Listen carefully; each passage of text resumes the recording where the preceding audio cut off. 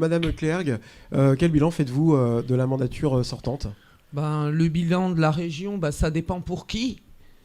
Pour les grands patrons, ça va, ils peuvent sabler le champagne. En pleine pandémie, les milliardaires au niveau de la France sont passés de 39 à 42.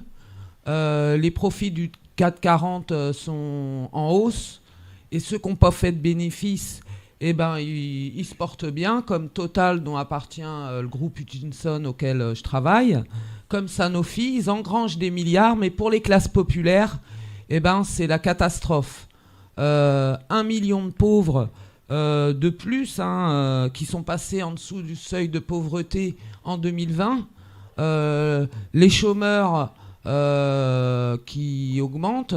Les licenciements, ça a été en priorité les intérimaires qui ont été licenciés, plus les embauchés. Ça, je tiens à le dénoncer, justement.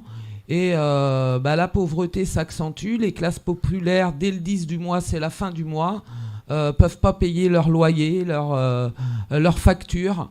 Et c'est ça qu'on va dénoncer. Alors, comme à chaque élection, vous avez Madame Clergue, vos 3 priorités pour si vous êtes à la tête de la région Centre-Val de Loire.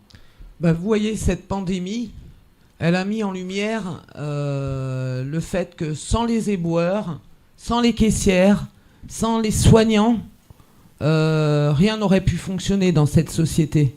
Sans les travailleurs, rien ne tourne. Ça serait aux travailleurs de diriger la société. Et ils feraient bien mieux que ces milliardaires qui sont gavés de subventions, qu'elles soient régionales ou nationales. Parce que vous avez raison, madame, c'est pas les régions qui décident. Ceux qui décident aujourd'hui, dans cette société, c'est ces capitalistes qui donnent leurs ordres, justement, au gouvernement et qui arrosent de milliards depuis des années, tant au niveau national qu'au niveau des régions. Des subventions aux entreprises pour faire quoi? Donc, nous, nos priorités qu'on met en avant, ça serait face à ce fléau qu'est le chômage. Il y a plus de 6 millions de chômeurs. Dans les entreprises, les cadences sont infernales, augmentent. Dans les hôpitaux, je vais y venir, monsieur. Dans les hôpitaux, il y a du travail par-dessus la jambe. Dans les services publics, c'est pareil, les heures supplémentaires à gogo. Donc, nous, on serait pour la répartition du travail entre tous, sans diminution de salaire. Mais comment décider ça localement? Parce que là, j'entends une politique nationale, mais localement, en président de région. Ce que je vous ai dit au début, c'est pas les régions qui décident, c'est pas au niveau de la région.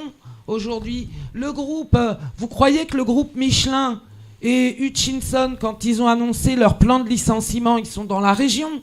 C'était une décision de la région? Non, la région, qu'est-ce qu'elle a fait vis-à-vis de ça? Rien. Donc c'est bien des décisions nationales. Le problème des licenciements, le problème du chômage. Mais justement, pour les personnes qui nous regardent, pour les personnes qui nous écoutent, je viens de vous répondre. On est sur une élection qui reste locale à l'échelle de la région. Est-ce que vous n'avez pas le sentiment... Je dis que notre programme ne peut être qu'un programme de lutte. Ceux qui sont révoltés par ce système injuste, ils peuvent se retrouver dans ce programme, monsieur. Et justement, une autre mesure, je vous ai dit en introduction que la pauvreté a augmenté. Contre la pauvreté, faut augmenter les salaires, les pensions, les allocations. C'est inadmissible aujourd'hui qu'on puisse pas vivre de son salaire à notre époque. On peut pas tolérer ça, qu'on puisse pas payer ses factures. On travaille dur, mais on peut pas payer ses factures. Oui, les salaires, faut les augmenter et les indexer sur le coût de la vie. Parce que c'est ça la vie. Justement, vous me demandez pour les habitants de la région. Oui, les habitants de la région, ils s'appauvrissent, les travailleurs de la région s'appauvrissent. Donc, la troisième priorité qu'on mettrait en avant, ça serait justement le contrôle des comptes par les travailleurs. Vous savez, Farida Mekdoun, moi-même, on a essayé de chercher, là au niveau de la région, quelle aide elle donnait pour la Cosmétique Vallée. Toutes ces boîtes de parfums, etc. On n'a pas réussi à trouver. la comptabilité des entreprises est opaque. On ne sait pas où va l'argent, d'où il sort. Eh ben, les travailleurs, ils seraient en mesure d'imposer le contrôle, de contrôler eux-mêmes. C'est qui travaille dans les entreprises, qui travaille dans les services de comptabilité? Ils le savent. Alors peut-être que vous avez la réponse. Non, laissez-moi finir, s'il vous plaît. Ils le savent, les travailleurs qui sont dans les services comptabilité. Seulement, ils sont interdits de dire leurs chiffres par le secret commercial et bancaire. Eh ben nous, on est pour imposer ce contrôle. Et c'est vrai que pour imposer les 3 mesures que je viens de mettre en avant, eh ben, faudra des mobilisations. Et nous, on ne fait pas de promesses. Notre programme, c'est un programme de lutte. Lutte ouvrière, l'écologie, ça donne quoi? Parce que vous parlez tout le temps pour défendre les travailleurs, mais on ne vous entend pas sur l'écologie. Pour l'environnement, comme pour le reste, c'est la loi du profit qui domine. C'est la loi du profit qui fait qu'on favorise le transport par camion plutôt que par train, les marchandises. Et qui, aujourd'hui, on voudrait nous rendre coupables que l'avenir de la planète dépendrait de nos petits gestes quotidiens. Mais en réalité, les travailleurs, c'est eux les plus écologiques. Ils consomment moins, parce qu'ils ont moins à la fin du mois. C'est les plus écologiques. Alors, justement, je dénonce aussi cette soi-disant transition écologique qui finalement taxe les usagers. Alors, regardez autour des grandes villes, ces plateformes logistiques, il y a une noria de camions qui circulent à longueur de journée autour des agglomérations, y compris les petites comme Blois et Montargis.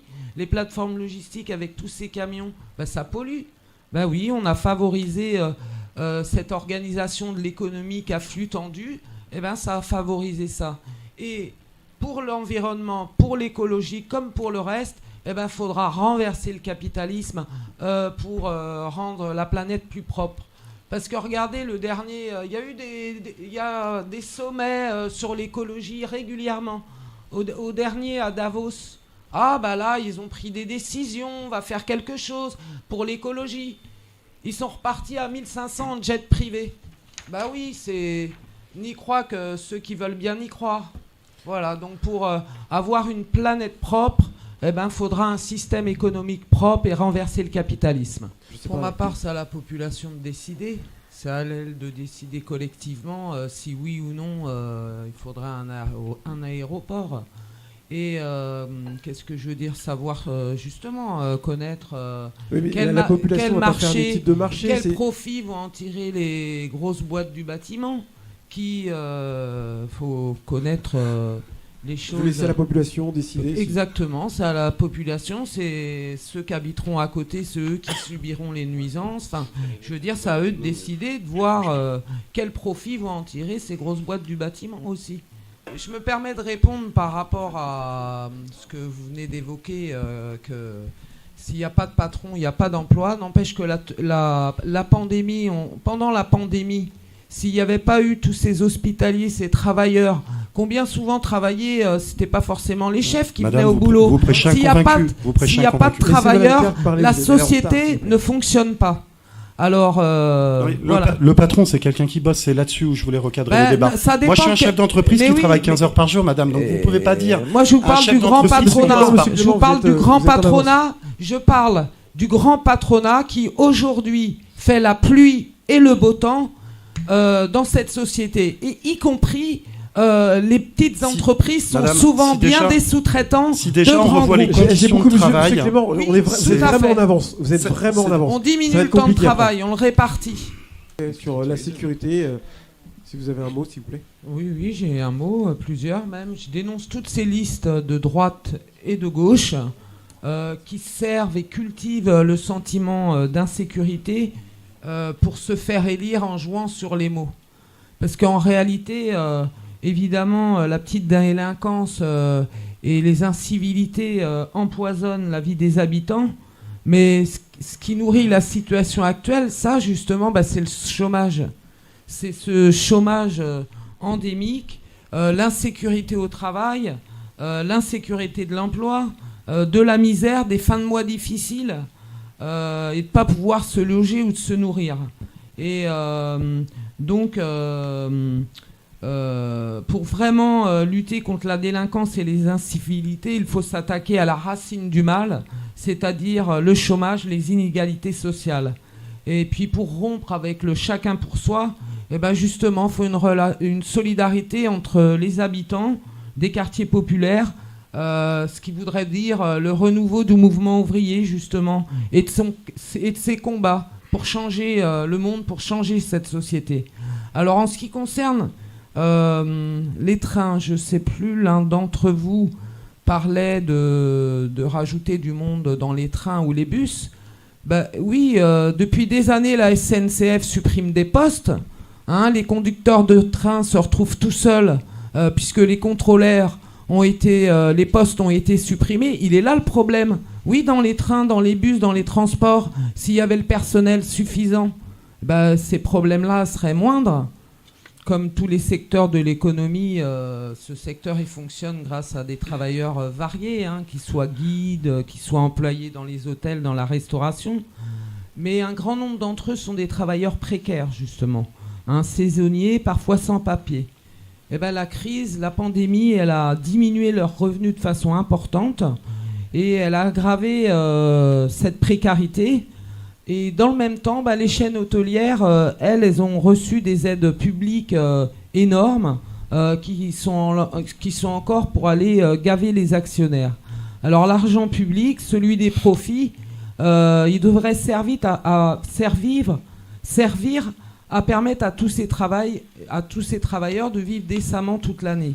Et c'est l'inverse qui se passe. Parce que justement, la réforme sur l'assurance chômage, où les chômeurs vont passer 950 € par mois à 600 € par mois, et ben, elle touche aussi tous ces intermittents du spectacle qui se battent depuis des mois justement par rapport à leur situation, par rapport au fait qu'ils ne peuvent pas vivre. Comment vous faites pour vivre avec 650 € par mois? Bon, on dénonce tout ça. Et en ce qui concerne la culture, oui, l'accès à la culture, il devrait être possible pour tous. Mais aujourd'hui, dans cette société, quand vous êtes un enfant de pauvre, un enfant d'ouvrier, vous n'avez pas le même accès à la culture que quand vous êtes un enfant de riche. Et il est là le problème. La culture, ça devrait être accessible à tous les enfants. Ça leur ouvrirait ça enrichirait leur culture. Et la culture, justement, les musées, les expositions, elles devraient être gratuites.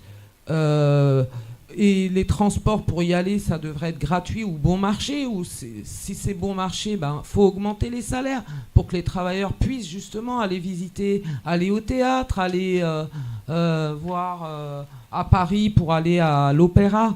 Et donc, finalement, la culture pour le mouvement ouvrier, elle a toujours été importante justement parce que comprendre comment fonctionne le monde, comprendre les idées, ça nous donne accès aussi à les sciences, comment les sociétés évoluent. Mais donc imposer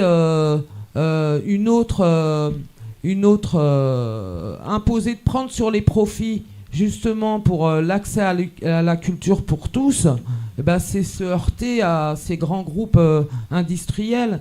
Et moi, je pense qu'il faut remettre en cause cette domination capitaliste sur la société pour que tout le monde ait accès à la culture et pour s'en sortir. Moi, je voulais intervenir par rapport à ce que vous avez dit. Encore aider les entreprises, vous venez de dire ça à l'instant, aider les entreprises pour la formation, aider les entreprises pour qu'ils ne délocalisent pas. Enfin, ça fait des années qu'on aide les entreprises. Je me rappelle de Gattaz avec son PINS, 1 million d'emplois, des aides, les aides. On n'arrête pas d'arroser, ils sont sous perfusion les patrons aujourd'hui. C'est sans arrêt, ils reçoivent des aides publiques pour finalement, au bout du compte, licencier Et c'est leur politique qui licencie en ce moment. Ça saurait si ça créait des emplois, les aides. Les aides doivent aller au service public. Vous êtes à 16 minutes, hein. Je peux vous donner un petit peu en ce qui concerne la formation, justement, les grands groupes capitalistes, la formation, ça ne doit pas consister à leur donner de la main-d'œuvre gratuite. Hein. Je le dénonce. S'ils font des profits, c'est eux qui devraient prendre. Quand ils font des profits, ils en font de toute façon, ces grands groupes. Mais ils devraient prendre en charge cette formation, justement. Hors de question de leur livrer des travailleurs qui les forment gratuitement, payés par l'État, par nos impôts. Et en ce qui concerne les associations, justement, je voudrais parler de toutes ces associations qui, justement, pendant la période de pandémie, ont œuvré, ont passé du temps, justement, pour recréer, comme on dit, du lien social, distribuer des repas aux familles populaires qui ne pouvaient pas survivre pendant cette période. Et ça va continuer, contrairement à ce que vous avez dit, madame. La crise, elle n'est pas finie. Non, elle commence. Hein. La pandémie l'a accéléré, mais la crise du capitalisme, c'est pas nouveau et ça va s'accélérer. Alors si nous, les travailleurs, on va s'en sortir, on pourra le faire que par notre mobilisation. Il ne faut pas compter sur les promesses, parce que alors là, je viens d'entendre depuis je ne sais pas combien de temps, ça fait au moins 2 heures, un déroulé de promesses. Les promesses n'y croient que ceux qui le veulent bien, quoi. Madame Clergue, vous prononcez pour le second tour si vous n'y êtes pas? Moi, je me prononce pour le 3e tour social. Hein, les élections en soi n'ont jamais fait changer les choses pour les travailleurs. Les élections, la seule utilité des élections, c'est de faire entendre son camp. Faire entendre le camp des travailleurs. Voilà ma position. Je me permets de poser la question parce que lorsque vous vous présentez... On n'est pas au 2e tour, on est au 1er. Pour l'instant, je vous réponds en fonction du 1er tour. Justement, en fonction du 1er tour, je me permets de vous poser la question parce que lorsque vous présentez à toutes les élections, que ce soit municipales, nationales, toutes les élections, on a le sentiment on nous donne la parole. Vous êtes là justement pour prendre la parole, mais sans réelle ambition d'avoir. On a l'habitude que quand pouvoir. On nous donne la parole, on milite tout le long de l'année. Quand on nous donne la parole, on a l'habitude de la prendre. Et tout le long de l'année, c'est pareil. Alors les élections, c'est l'occasion de faire entendre le camp des travailleurs. Il n'y a aucune raison qu'on se priverait de ne pas se présenter. Voilà. Merci. Alors juste... merci. J'invite tous les travailleurs qui refusent de baisser la tête, tous les travailleurs qui ne se résignent pas et qui sont révoltés par ce système, à voter pour leurs intérêts, à voter pour la liste Lutte ouvrière, faire entendre le camp des travailleurs, qui est conduite par Farida Mekdoud. Ce sera un vote de conscience clair pour affirmer que les travailleurs font tout tourner dans la société et que c'est à eux de la diriger. Ce sera voté pour un programme de lutte, pour imposer notre droit à l'existence, pour mettre un frein au chômage qui pourrit la vie des quartiers populaires et qui pousse vers la pauvreté des millions de travailleurs. Contre le chômage, il faut répartir le travail entre tous sans diminution de salaire. Contre la pauvreté, il faut augmenter les salaires, les retraites et les allocations et les garantir en les indexant sur le coût de la vie. Contre la domination capitaliste, contre la loi du profit et ses conséquences désastreuses, il faut que les travailleurs imposent leur contrôle sur les entreprises et sur toute l'économie.